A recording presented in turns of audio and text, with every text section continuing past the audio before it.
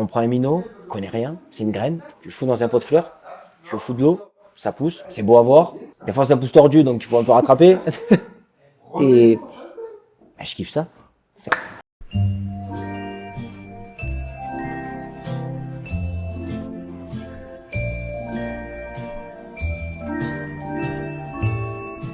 J'ai commencé la boxe par pur hasard.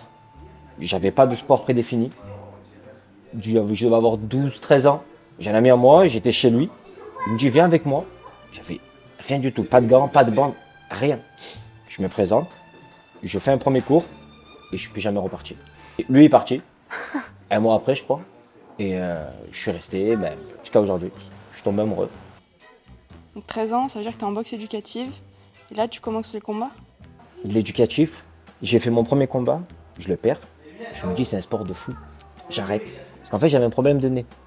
Je saignais hyper vite. Je m'en sortais mieux que les autres petits, mais il suffisait qu'il me touchait une seule fois, rivière.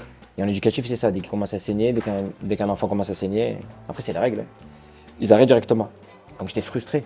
Donc j'arrête peut-être 6 mois, mais je continue à m'entraîner. Je cours, je fais des activités. Et j'arrive à persuader ma mère de me faire cauteriser. Et je reviens. J'ai réussi, je saigne pas. Après, on a fait des assauts. Et ouais, donc là, t'enchaînes beaucoup de combats, c'est ça? Il y en avait presque un tous les mois.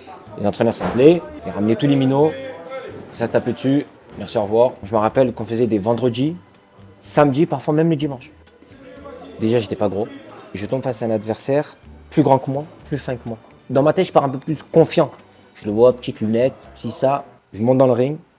Je pense que c'est l'un des adversaires qui m'a fait le plus mal au monde. De là à là, je sentais plus rien. À force de bloquer, je sentais plus rien. J'étais anesthésié. Je gagne, hein. Et pareil, je sors de là, je me dis, mais c'est un sport de malade. Je me dis, mais tous mes adversaires, ils vont être comme ça. Second combat, tout le contraire. Une tête comme ça, assez beau gosse, comparé à moi. Je me dis, ouais, là, je pense que ça va être un peu plus costaud. J'avais déjà en crainte.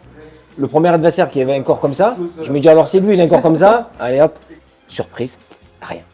C'est dans ce sport-là où je me suis dit, le physique, concrètement, ne reflète en aucun cas une personne. Est-ce que tu as des souvenirs forts de cette période de boxeur? Je venais avec un collègue à moi, en dehors de ses cordes, meilleur ami, à l'intérieur, pire ennemi. Mais on se cassait la tronche. À 14 ans, même 15 ans, moi je me rappelle que quand on mettait les gants, la salle elle s'arrêtait. Ils nous regardaient. On se pilonnait. Et pas de limite de 14 ans, ils peuvent se casser la tête. Et nous, comme c'était fait proprement, ça râlait pas, ça pleurait pas. Et c'était solide. C'est pas on prenait une droite, on faisait les 4 cordes, ils nous laissaient.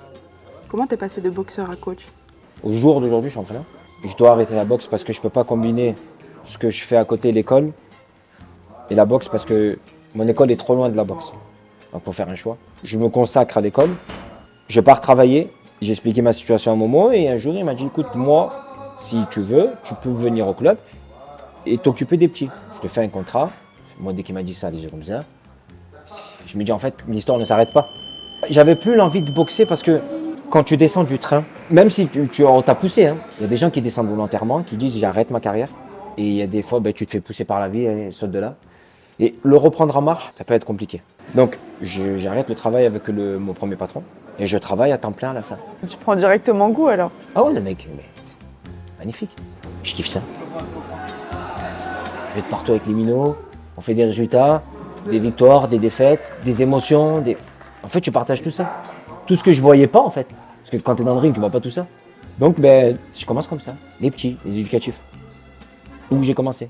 T'as préféré Ouais. coacher à boxer? Ouais. Mais à l'heure d'aujourd'hui, tu me dis, même si tu m'offres le cadre de vie pour boxer, je te dis non. Parce que je trouve plus de mérite personnel. Parce que un boxeur, une boxeuse, pour moi, je le vois, c'est une pierre brute de valeur. Nous, on vient en taille. Hop, c'est ça, tac, tac, tac. Mais de base, c'est une pierre brute, une belle pierre. C'est pas toi qui l'as fait cette pierre-là. C'est pas toi qui l'as retirée. Donc, nous, on vient en peau fine. C'est quoi les moments dans la vie d'un coach que tu préfères? Évidemment, la décision. J'y trouve une satisfaction personnelle. L'entrée sur le ring, ça m'anime. J'aime voir comment se comporte la personne avec qui je vais dans le ring. Et l'atmosphère qui est en bas du ring. Je sens que en bas du ring, je vis le combat. La minute de repos aussi, c'est crucial. Parce que pendant cette minute de repos, il faut que la personne que tu es en face de toi reparte avec des bons conseils. Mais il ne faut pas que tu oublies qu'elle doit se reposer aussi. Parce que c'est un repos de l'esprit et du corps. Avoir les bons mots, le bon ton. L'entrée, quand tu es en bas du ring, la minute de repos, la décision. Donc en fait, tes moments préférés, c'est les combats en fait. Ah ouais, carrément. Je ne pourrais pas entraîner pour entraîner.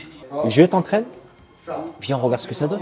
Que ce soit dans la défaite ou dans la victoire. J'ai trouvé une satisfaction parce que j'ai aidé à amener une personne boxer. Enfin, en tant que coach, qu'est-ce que tu penses qu'une personne doit faire ou avoir pour devenir un bon boxeur?